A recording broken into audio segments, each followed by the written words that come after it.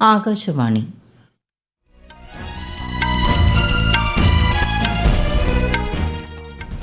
നമസ്കാരം. വാർത്തകൾ വായിക്കുന്നത് ശ്രീലത.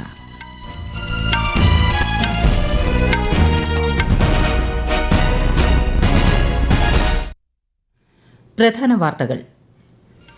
കരസേനയുടെ സിയാച്ചിൻ ബേസ് ക്യാമ്പിൽ രാഷ്ട്രപതി ദ്രൌപദി മുർമു സന്ദർശനം നടത്തി.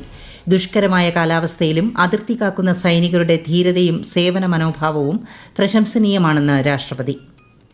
കമ്പ്യൂട്ടിംഗ് രംഗത്തെ സ്വാശ്രയത്വത്തിലേക്കുള്ള സുപ്രധാന ചുവടുവയ്പിലൂടെ ശാസ്ത്ര സാങ്കേതിക രംഗത്തെ നവീകരണത്തിന് ഇന്ത്യ നേതൃത്വം നൽകുകയാണെന്ന് പ്രധാനമന്ത്രി നരേന്ദ്രമോദി. എംപോക്സ് പ്രതിരോധ നടപടിയുടെ ഭാഗമായി സംസ്ഥാനങ്ങൾക്കും കേന്ദ്രഭരണ പ്രദേശങ്ങൾക്കുമായി മാർഗനിർദ്ദേശം പുറപ്പെടുവിച്ച് ആരോഗ്യ മന്ത്രാലയം. ഐക്യരാഷ്ട്ര സുരക്ഷാ സമിതിയിൽ ഇന്ത്യയെ സ്ഥിരാംഗമായി ഉൾപ്പെടുത്തുന്നതിനെ ശക്തമായി പിന്തുണച്ച് French president Emmanuel macro. India Bangladesh cricket test പരമ്പരയിലെ രണ്ടാം മത്സരത്തിന് നാളെ കാൺപൂരിൽ തുടക്കമാകും. വാർത്തകൾ വിശദമായി. കരസേനയുടെ സിയാച്ചിൻ ബേസ് ക്യാമ്പിൽ രാഷ്ട്രപതി ദ്രൌപദി മുർമു സന്ദർശനം നടത്തി. സിയാച്ചിനിൽ നിയോഗിച്ചിട്ടുള്ള സൈനികരുമായി രാഷ്ട്രപതി ആശയവിനിമയം നടത്തി. ദുഷ്കരമായ കാലാവസ്ഥയിലും രാഷ്ട്ര സംരക്ഷണത്തിനായി അതിർത്തി കാക്കുന്ന സൈനികരുടെ ധീരതയും സേവന മനോഭാവവും പ്രശംസനീയമാണെന്ന് ശ്രീമതി മുർമു പറഞ്ഞു. രാജ്യത്തിനായി ജീവൻ ത്യജിച്ച ധീര ജവാന്മാരുടെ സ്മരണാർത്ഥം സിയാച്ചിൻ ബേസ് യുദ്ധസ്മാരകത്തിൽ രാഷ്ട്രപതി പുഷ്പചക്രം സമർപ്പിച്ചു. സിയാച്ചിൻ സന്ദർശിക്കുന്ന രാജ്യത്തെ മൂന്നാമത്തെ രാഷ്ട്രപതിയാണ് ശ്രീമതി മുർമു. 3 പരം രുദ്ര സൂപ്പർ കമ്പ്യൂട്ടറുകളും കാലാവസ്ഥാ നിരീക്ഷണത്തിനായി സജ്ജമാക്കിയ ഉയർന്ന പ്രവർത്തനക്ഷമതയുള്ള കമ്പ്യൂട്ടിംഗ് സിസ്റ്റവും പ്രധാനമന്ത്രി നരേന്ദ്രമോദി വീഡിയോ കോൺഫറൻസിംഗിലൂടെ ഉദ്ഘാടനം ചെയ്തു. കമ്പ്യൂട്ടിംഗ് രംഗത്തെ സ്വാശ്രയത്വത്തിലേക്കുള്ള സുപ്രധാന ചുവടുവയ്പിലൂടെ ശാസ്ത്ര സാങ്കേതിക രംഗത്തെ നവീകരണത്തിന് ഇന്ത്യ നേതൃത്വം നൽകുകയാണെന്ന് പ്രധാനമന്ത്രി പറഞ്ഞു. ദേശീയ സൂപ്പർ കമ്പ്യൂട്ടിംഗ് മിഷന്റെ കീഴിൽ തദ്ദേശീയമായി വികസിപ്പിച്ചെടുത്തതാണ് ഏകദേശം 130 കോടി രൂപ വിലമതിക്കുന്ന 3 പരം രുദ്ര സൂപ്പർ കമ്പ്യൂട്ടറുകൾ. ശാസ്ത്രീയ ഗവേഷണം സുഗമമാക്കുന്നത് ലക്ഷ്യമിട്ട് പൂനെ, ഡൽഹി, കൊൽക്കത്ത എന്നിവിടങ്ങളിൽ ഇവ വിന്യസിച്ചിട്ടുണ്ട്.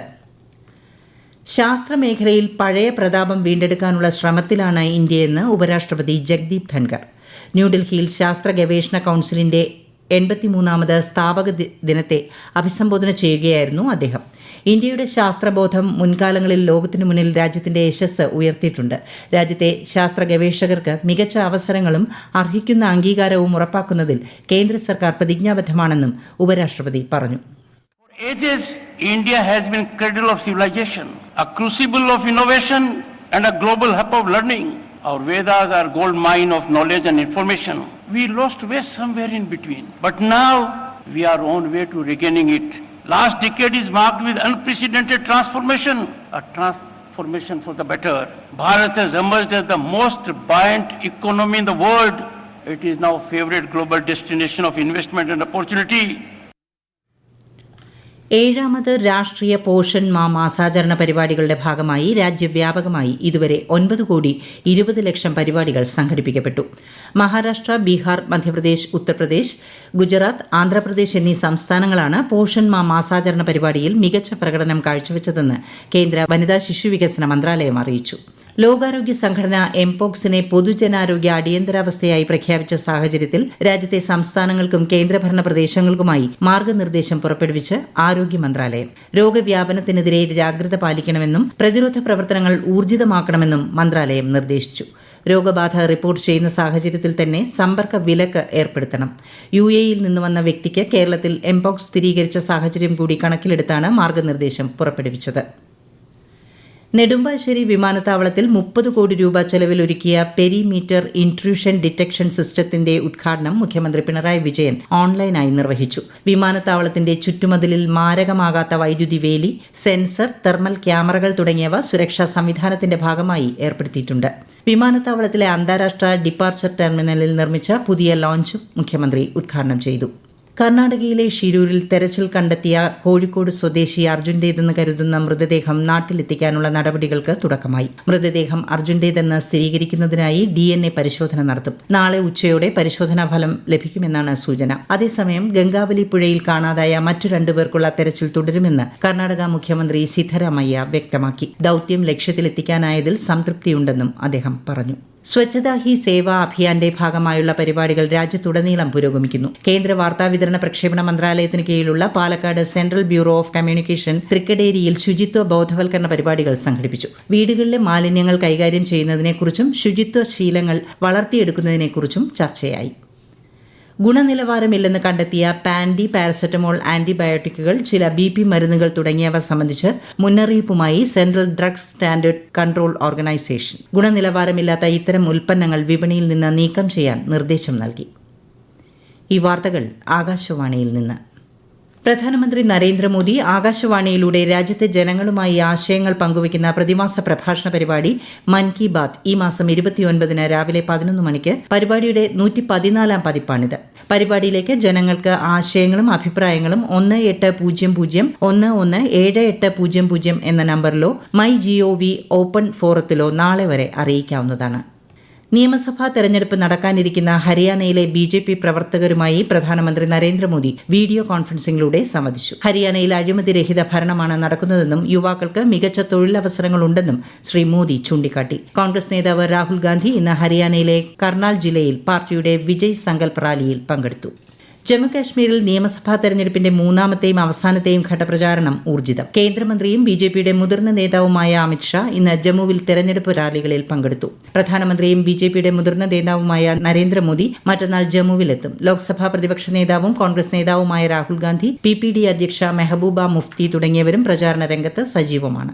അടുത്ത മാസം 1-നാണ് മൂന്നാം ഘട്ട വോട്ടെടുപ്പ്. വോട്ടെണ്ണൽ ഒക്ടോബർ 8-ന് നടക്കും.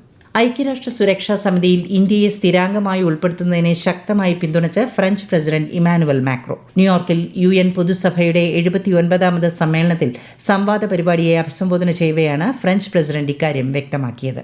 വിശദാംശങ്ങളിലേക്ക്. ഇന്ത്യ, ജർമ്മനി, ജപ്പാൻ, ബ്രസീൽ എന്നീ രാജ്യങ്ങളെയും ആഫ്രിക്കയെ പ്രതിനിധീകരിക്കുന്ന 2 രാജ്യങ്ങളെയും സ്ഥിരാംഗങ്ങളാക്കണമെന്ന് ഫ്രഞ്ച് പ്രസിഡന്റ് ഇമാനുവൽ മാക്രോ അഭിപ്രായപ്പെട്ടു. ഐക്യരാഷ്ട്രസഭയെ കൂടുതൽ ഫലപ്രദമാക്കുന്നതിനും രാജ്യങ്ങളുടെ പ്രാതിനിധ്യം വർദ്ധിപ്പിക്കുന്നതിനും രക്ഷാസമിതിയുടെ നിലവിലെ ഘടനയിൽ പരിഷ്കാരങ്ങൾ വരുത്തേണ്ടതുണ്ടെന്നും അദ്ദേഹം വ്യക്തമാക്കി. നേരത്തെ US president Joe Biden, Russian വിദേശകാര്യമന്ത്രി Sergey Lavrov, Chile president Gabriel Boric phone എന്നിവരുൾപ്പെടെയുള്ള മറ്റ് ലോക നേതാക്കളും ഐക്യരാഷ്ട്ര സുരക്ഷാ സമിതിയിലെ ഇന്ത്യയുടെ സ്ഥിരാംഗത്വത്തിനെ പിന്തുണച്ചിരുന്നു. ഗ്ലോബൽ സൌത്ത് രാജ്യങ്ങൾക്ക് അർഹമായ പ്രാതിനിധ്യം ലഭിക്കും വിധം ഐക്യരാഷ്ട്ര സുരക്ഷാ സമിതി ഉൾപ്പെടെയുള്ള അന്താരാഷ്ട്ര സ്ഥാപനങ്ങളിൽ അടിയന്തര പരിഷ്കാരങ്ങൾ വേണമെന്ന് ഇന്ത്യയും വ്യക്തമാക്കിയിരുന്നു. News desk, Akashvani. 45ാമത് ചെസ് ഒളിമ്പ്യാഡിൽ മിന്നുന്ന വിജയം കാഴ്ചവെച്ച ഇന്ത്യൻ സംഘവുമായി പ്രധാനമന്ത്രി നരേന്ദ്രമോദി ആശയവിനിമയം നടത്തി. ന്യൂഡൽഹിയിലായിരുന്നു കൂടിക്കാഴ്ച. ചെസ് ഒളിമ്പ്യാഡിലെ അനുഭവങ്ങൾ താരങ്ങൾ പ്രധാനമന്ത്രിയുമായി പങ്കുവച്ചു. ഇന്ത്യ ബംഗ്ലാദേശ് 2ാം ക്രിക്കറ്റ് ടെസ്റ്റിന് നാളെ കാൺപൂരിൽ തുടക്കമാകും.